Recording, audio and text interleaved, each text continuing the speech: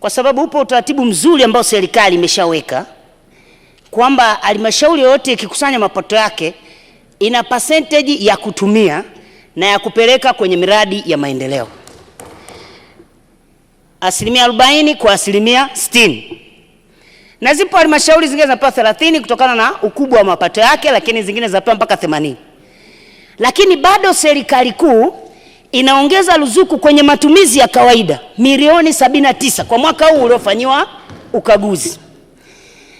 Na bado ukiangalia sisi kamati yetu ya LAC tukapitia halmashauri 55. Bado zinadaiwa wale wazabuni wadogo. Hawa wanao supply stationaries, wanao supply chakula, wanao hapa mafuta. Halmashauri zile zinadaiwa bilioni 29. Sasa toto ya madai yote inakuwa 87, lakini kwa zile 55 tulizoangalia ni bilioni 29. Sasa unajiuliza, hawa wana ile 60 ya kwao ya kuendeshea shughuli zao, ikiwa ni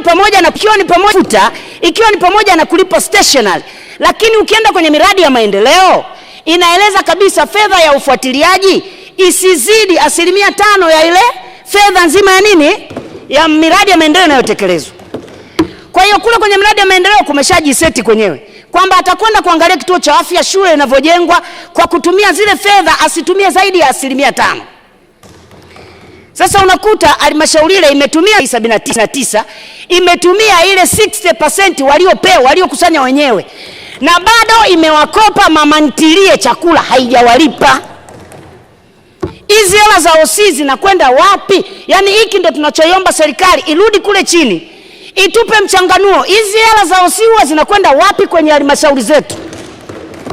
Tuna halmashauri moja katika mkoa wa Iringa, sio manispaa ya Iringa.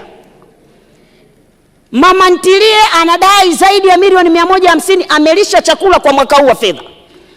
Anaitwa Tulumba nafikiri Food and Catering. Milioni 150 wamekula chakula, kwenye vikao vyao. Mama yule anadai milioni 150. Sasa wamemwacha, wamehamia tena kumfilisi mwingine.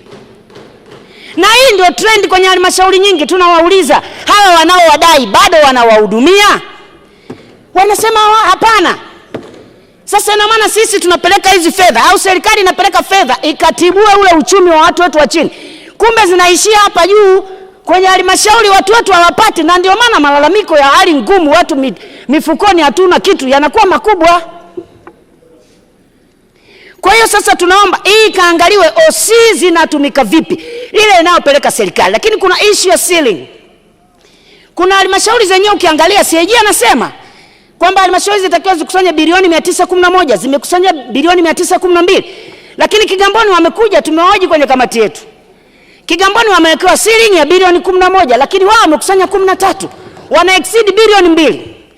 Kwa halmashauri nyingine zina uwezo wa kujitanua, zikatanua yale mapato yake, lakini zinabanwa na ceiling ambayo serikali, Wizara ya Fedha, sijui ni sheria za Umoja wa Mataifa au whatever, IMF, wanatubana. Kwa hiyo wale wanashindwa kuongeza effort kwenye kukusanya mapato. Sasa if that the case, basi tuangalie namna tutatumia akili gani ili kuona zile halmashauri zikusanye mapato zinavyoweza. Kuna hoja ya NHIF. NHIF, Mheshimiwa Mwenyekiti, kwanza yenyewe inajiendesha kwa hasara. Sasa hivi nilipata mtu mmoja calculate kasema tukitaka NHIF ijiendeshe, labda kila anayechangia sasa aongeze 2.2% ya mchango wake, ndio itakuwa imefika kwenye balance ya kwamba inazalisha faida. Kwa maana yake kwa sasa hivi iko chini. Lakini NHIF inadai kila halmashauri wanawakata hela. Mmeshindwa kujaza fomu, mmekosea kujaza fomu. Nimesikia hapa wanaambiwa na Benjamin kumbe wanakosea kujaza fomu mpaka wanadaiwa penalty ya bilioni 3. Sasa mimi najiuliza, na ukiangalia makosa yenyewe, kosa lingine tumeliona juzi pale. NHIF wanasema dawa iliyotolewa kwenye kituo cha afya haikutakiwa kutolewa kwenye kituo cha afya, au huduma iliyotolewa kwenye kituo cha afya haikutakiwa kutolewa kwenye kituo cha afya. Kwa hiyo hiyo huduma mlitoa, tunawakata hela. Vifaa tiba kwenye nchi hii vinapelekwa na serikali. Mnapelekaje madawa mnayojua hayatakiwi kutumika kwenye vituo vya afya ili NHIF wakati halmashauri? Kwa hiyo wanadumaza huduma za afya kule chini. Na sasa hivi tunajua vituo vya afya vimejengwa vya kisasa, Lakini wenzetu NHIF waende kisasa. NHIF mimi nilitaka kutibiwa siku moja. Daktari kani diagnose, ameniambia nataka nikutibu nikufanyie operation hii. Wao wakasema haiwezekani, sisi kwenye mikataba yetu hatuna operation ya hivyo, labda ufanye operation ya analog. Sasa yani kule kuna madaktari wao, sisi tukiwa diagnose na madaktari wetu, madaktari bingwa wenye huduma za kisasa, wao hawataki, wanataka kuturudisha kwenye huduma according to wao wanavyotaka. Na ndivyo wanavyokwenda kwenye hivi. NHIF hawajui kwamba leo hii katika vituo vya afya tunafanya operation za mama wajawazito. Halafu unamshtaki nesi kwa kutoa matibabu ambayo alifanya nini? Alitibu ambayo hayakutakiwa kutibiwa kwenye kituo cha afya, ilitakiwa kuwa hospitali ya wilaya. Hawajui leo tuna madaktari bingwa kwenye hospitali za wilaya. Kwa hiyo halmashauri nyingi zimepigwa penalty ya kukataliwa zile fedha. So kweli tunataka Wizara ya Afya mkakae na NHIF warudishe fedha za watu, waache upolaji. Afu hii serikali ni yetu wote, tunataka tuwahudumie wananchi wetu. Sio swala la penalty wenyewe zikirudi huko juu wanafanyia nini? Ziende zikatibu wananchi kule. Ushowe kitu. Nakuja kwenye swala lingine.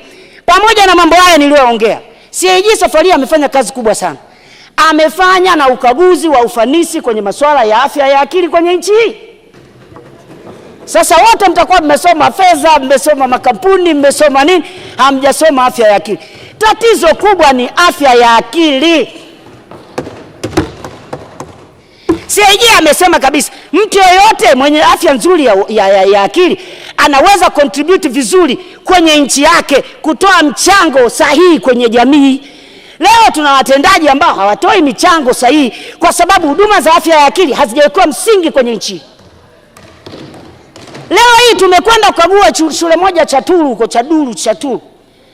Watu wamejenga msingi, kozi ya msingi wa jengo inakwenda kozi 18.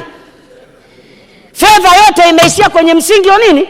Huyo mtu ana afya nzuri ya akili anatoa mchango gani kwenye hii nchi? Wewe mimi unajua kabisa thamani yangu, mimi ni mbunge wa jimbo la Iringa mjini, mwanamke. Unalazimisha nikatibiwa kwenye analog ili nife.